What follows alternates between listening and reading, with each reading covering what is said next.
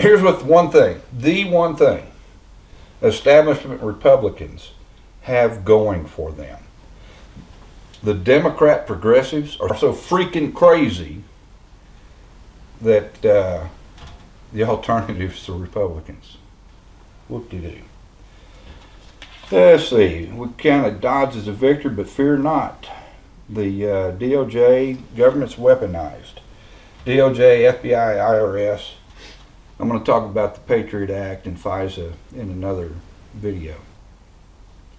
But weaponization of government, man, they're still arresting pro-life protesters. Don't dare speak up at a school board because they're, sexualizing your kids.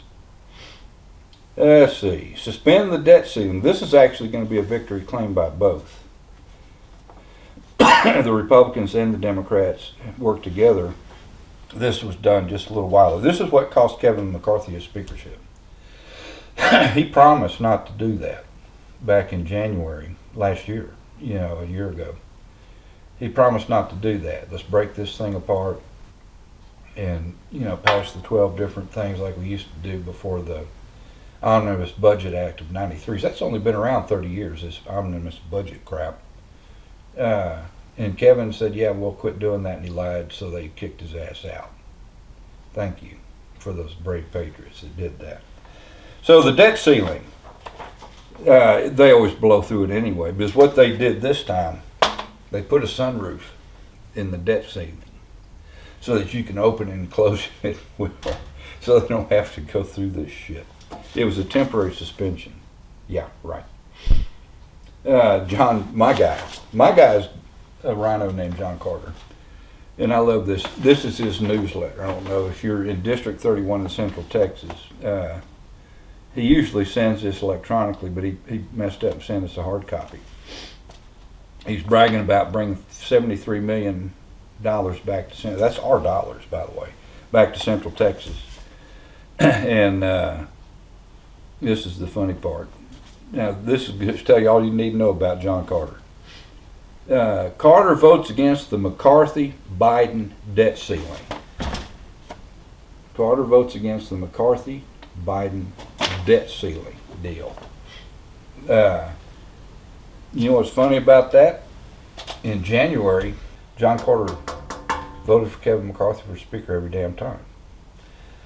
So back in October, just a little while ago, John Carter voted to keep Kevin McCarthy every single time. And now he's throwing him under the bus. Just think about that for a little while. Okay, so far we're pretty much, I've been going down one-on-one, what you might consider a conservative victory versus a progressive victory. But it's certainly not that 80-20 thing. And most of the conservative victories are temporary. In fact, all of them. All right, but what lives on the progressive side? Obamacare's alive and well. Sexualizing our children, mutilating our children are in overdrive. Now wokeness, this is on Elon Musk and some others. He's not the only one, but he's the most prominent one because he bought Twitter, right? He cracked that crap about government sanctioned censorship and supported censorship. CRT, DEI, finally under attack. the president of Harvard getting canned for anti-Semitism, but hell, they threw Al Capone in jail for tax evasion. Didn't matter how many people he murdered. What mattered was he was off the streets.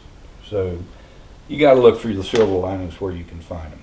But most of this stuff is going, the good things are going, whether they claim to be MAGA or America First, is principles.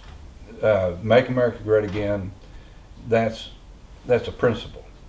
America First, that's a principle. Trump is the champion of that, granted, but it's a principle that lives on. Now then, let's talk about primary voting. This is Williamson County. I live in Williamson County, so this is our numbers here in Congressional District 31. Right now, that's Williamson County, Bell County, Coryell, Bosque, Hamilton, and Burnett County. So it covers 6 counties, about 750,000 people. All right. Primary voting numbers from the last 2 cycles. Last time in 2022, 17% of the eligible voters voted in the primary. Primary voting means something. That's less than 1 in 5. Well, son of a gun. In 2020, a presidential election year, 17%. Folks, turn out for the primaries. That's where it starts. You think that the NFL goes down and picks up day workers on the street corners before the season starts? They have a draft. Think of primary seasons as the draft. And you want to put a Super Bowl winning team on the field. Vote in the primaries. In District 31 here in Central Texas, look for Mike Williams on that ballot, Republican primary. You'll find me there.